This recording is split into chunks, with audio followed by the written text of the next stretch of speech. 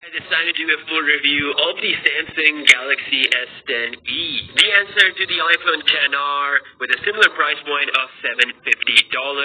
Samsung made sure that they beat Apple in pretty much every way possible with 128GB of base storage, fast charger out of the box, an extra ultra-wide-angle lens, and most importantly, equipping the Galaxy S10e with the same display as the S10 and S10 Plus, which is the Quad HD Dynamic AMOLED panel, so that you can enjoy that high-quality media experience from YouTube and Netflix, and also play HDR videos. During the leaks, the display was the number one thing that I was concerned about. I thought that Samsung would equip the Galaxy S10e with an LCD panel like the Galaxy A8s, but to my surprise, the S10e came with the best displays that they have to offer, which is why it's going to be extremely hard for other competitors to compete against the Galaxy S10e, and even harder down the road when the pricing will go down from $750, as it always happened with the Samsung flagship phone. But with all that being said, let's talk about the actual usage experience. So one of the best things about the S10e that makes it stand out compared to the other models is its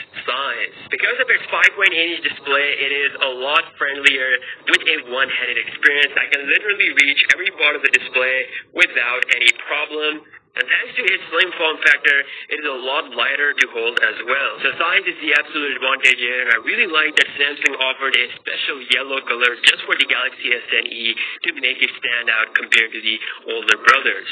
Now, another thing that I really like is the speed of the fingerprint reader. Galaxy S10e might not look as futuristic as the Galaxy S10 Plus and the S10 with the in-display fingerprint scanner, but it definitely wins when it comes to the speed. Like, literally, just one tap of the thumb and it unlocks super fast. Now, another major feature that just absolutely destroys the competition with the S10e is its display. The Galaxy S10e is coming with the dynamic AMOLED display, just like its bigger brothers. It sports the HDR playback.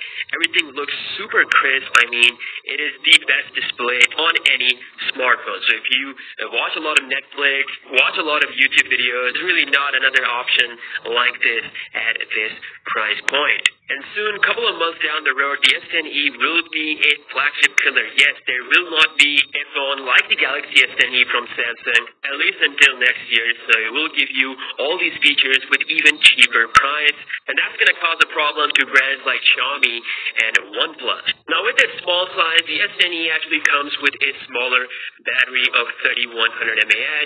And you might be thinking that the battery performance won't be as good as the S10 Plus or the Galaxy S10. And yes, you are right about that, but the battery performance on this phone is actually pretty good. I've been able to go through full day of usage without any problem. It's actually slightly better than the battery performance I'm getting from my Galaxy S9 Plus, which comes with a 3500 mAh cell. So thanks to the One UI optimization and the consistent dark mode along with the new processor, it is definitely doing a better job. Now, speaking of performance, thanks to the new chip and the optimization with the One UI, this thing is a beast. It just flies through everything. I have yet to see a lag with any of my Galaxy S10 phones. I'm super impressed with the performance this year. I've already done a dedicated speed test video which you can check out.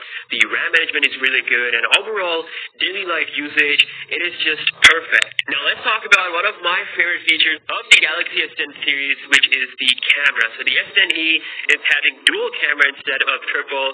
It's only missing the optical zoom lens, but Samsung were generous enough to bless this phone with the ultra wide angle lens, and the images are just breathtaking. I would take ultra wide angle lens over optical zoom any day. I mean, this is just incredible. And thanks to the image processing, when you take the ultra wide angle picture, it just really clarifies everything. I'm really impressed, and it is the same as the bigger brothers, so no compromise here whatsoever. You can also shoot 4K videos up to 60 FPS with back camera, and also 4K video at 30 frames per second with the front camera. Overall, the camera experience is pretty good.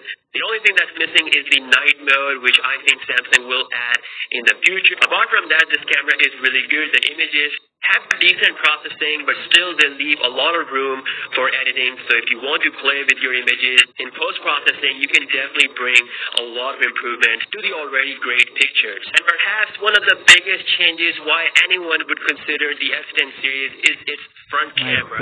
Samsung has finally improved the front camera this year. They bumped it to 10 megapixels compared to the 8 megapixels that they've been using on the last year's flagship phones. The details, the live focus pictures, everything is just so improved. If you're someone who takes selfies, I think you'll be really impressed by what this phone can perform. The camera application comes with so many features such as super slow-mo video, pro mode, you can shoot raw photos as well.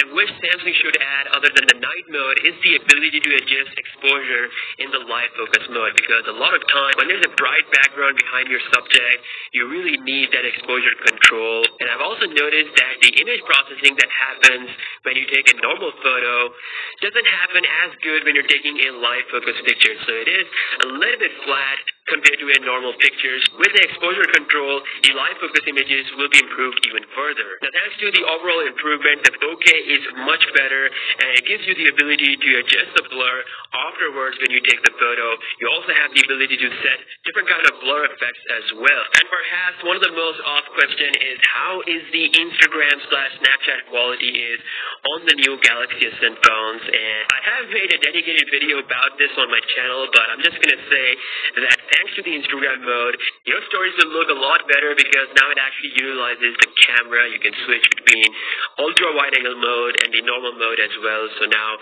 you'll have ultra wide angle stories for your Instagram, and it quickly takes you to the Instagram application where you can apply all the effects and stuff. This is the best Samsung phone for Instagram and Snapchat. You can save these stories and then post them on Snapchat if you want to. If you guys follow me on Instagram and check out my stories, this definitely does make a difference. Although still, the actual Instagram camera experience is still not as good as what you get on the iPhone. And of course, when you're recording stories from Samsung's Instagram mode, you're missing out on things like super zoom, boomerang, focus, all that Instagram stuff that you normally get. But this is a great first step. For most people, it's not going to matter anyways, but if you are someone who is concerned about this, then I think the Instagram mode is the answer for your problems. One question that I'm getting asked a lot is, should you go for the S10e or the Galaxy Note 9 because the price is very similar? And the answer to this question is very simple. If you want a larger display and bigger battery and S Pen, then the Galaxy Note 9 is the phone that makes more sense. But if you want the latest processor, the latest cameras, an improved front camera, Instagram mode, and the latest chip, the S10e is the phone to go for. If I personally had to choose, I would definitely go with the Galaxy S10e.